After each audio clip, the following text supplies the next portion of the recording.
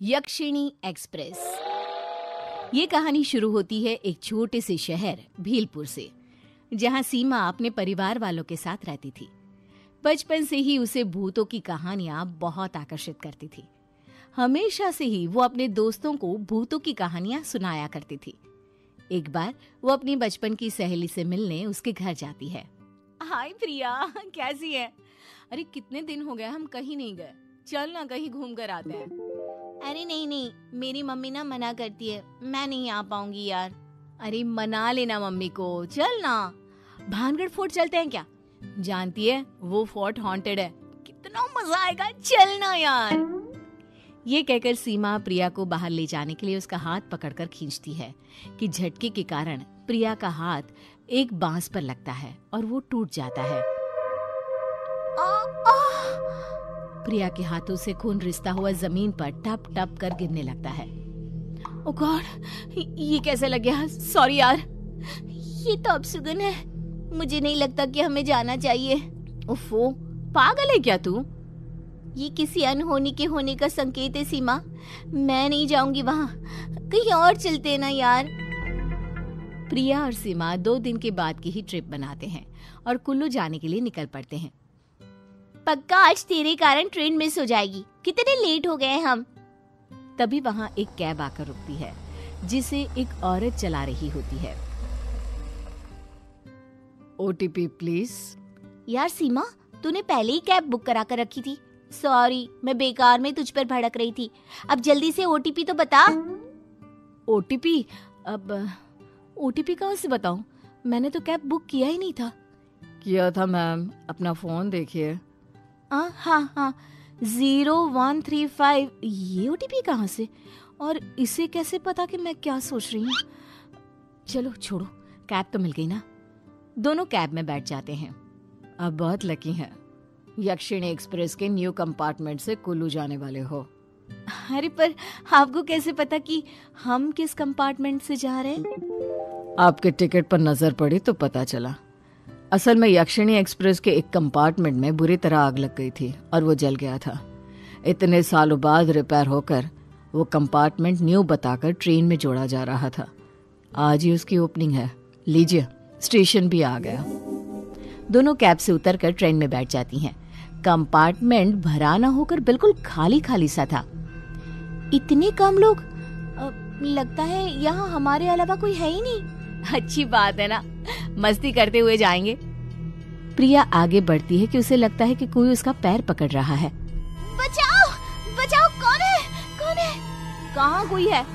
तुझे trip cancel करना है, मुझे पता है। चल शांति से यार। प्रिया आगे जाकर अपने बर्थ पर बैठकर अपना पैर देखती है जिस पर 4 उंगलियों के काले निशान होते हैं।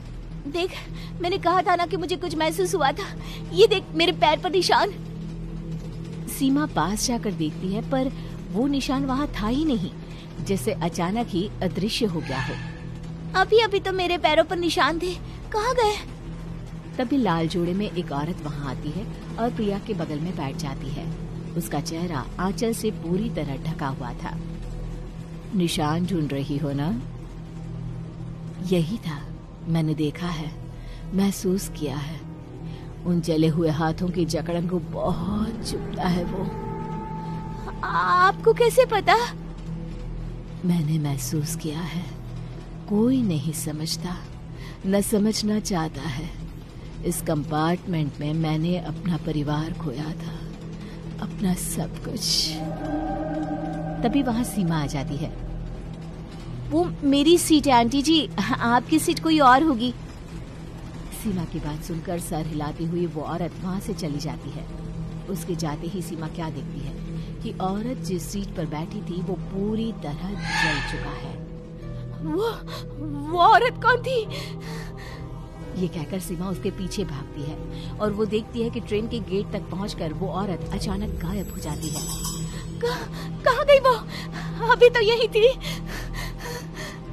सीमा वापस अपनी सीट पर आती है कि उसकी नजर खिड़की के बाहर पड़ती है, जहाँ से वो उसी औरत को चेहरा ढके हुए जाते देखती है। चलती हुई ट्रेन से ये नीचे कैसे उतरी? इन सब में रात हो जाती है और कंपार्टमेंट की लाइट्स ऑफ कर सब सोने लग जाते हैं। सीमा उस नजारे को आंखों में लिए सो जाती है। रात को 3 बजे भागा दौड़ी की आवाज सुनकर दोनों की आंखें खुल जाती है। इमरजेंसी विंडो से कुछ लोग अंदर आ रहे थे। काले कपड़ों में मानो डकैत से लग रहे थे। खुद को बचाओ, भागो यहाँ से। छोड़ दो, हमें छोड़ दो। दरवाजा बंद करो, कोई बाहर जा न सके। बंद करो दरवाजा। ये सब क्या हो रहा है? तभी पेंट्री का सिलेंडर खुलने के कारण ट्रेन में आग लग जाती है। सभी लोग जल जाते हैं और उस आग के बीच वो लाल साड़ी वाली औरत अपना घूंघट उठाती है। उसका चेहरा पूरी तरह जला हुआ था। पहचाना मुझे? मैं यक्षिणी, तुम्हारी कैब ड्राइवर। देख रही हो, इसी तरह हम सब जलकर खाक हो गए थे। और तभी ट्रेन रुकती है। दोनों फौरन ट्रेन से उतर जाती हैं। उनकी आंखों के सामने ही ट्रेन का कंपार्टमेंट गायब हो जाता है।